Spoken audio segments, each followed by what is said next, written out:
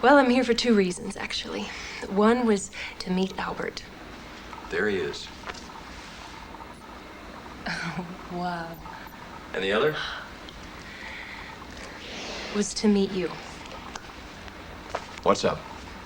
You and your team are trying to build virtual consciousness from the ground up, to construct it bit by bit mechanically, to recreate in a few years what nature and evolution have taken millions of years to accomplish. Right. So what's your point? I'm looking at it from the other side.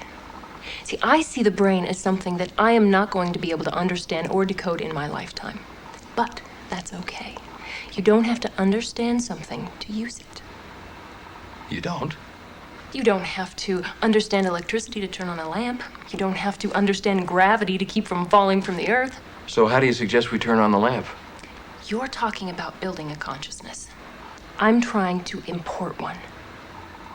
There's just that pesky little problem of downloading the human brain. But I am making progress downloading the mind, and I think that with your help and Albert's, that we can make today the dawn of post-biological man.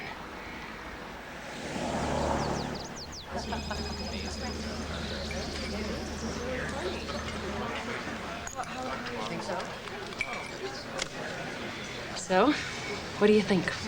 Wow. Pretty ambitious. It's beautiful, really. Elegant. But in theory, it could work. I know it can work. And you do too, don't you?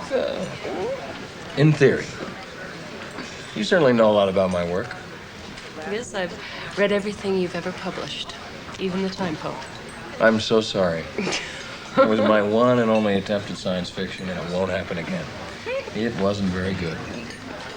I'd have to agree.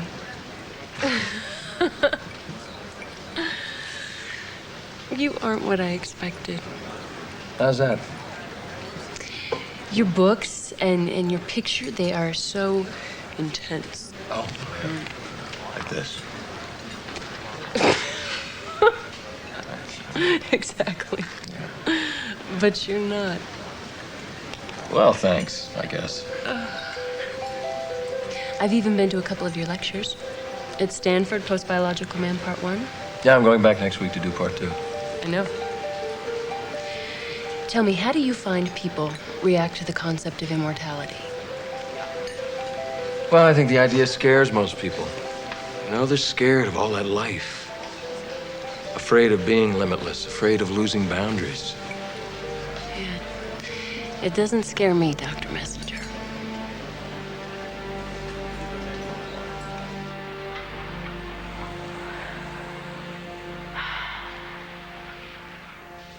Go ahead, Pumpkin. Looks like Daddy's gonna be late again. Aren't you gonna eat?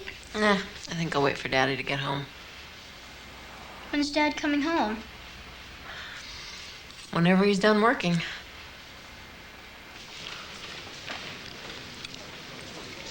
Do you think that you could have a high quality of life inside a computer?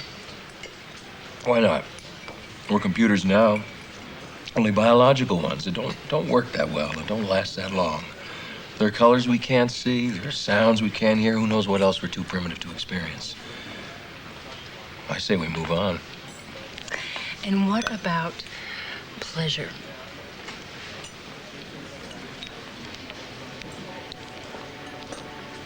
Well, physical pleasure is the biological reward for the maintenance and procreation of life.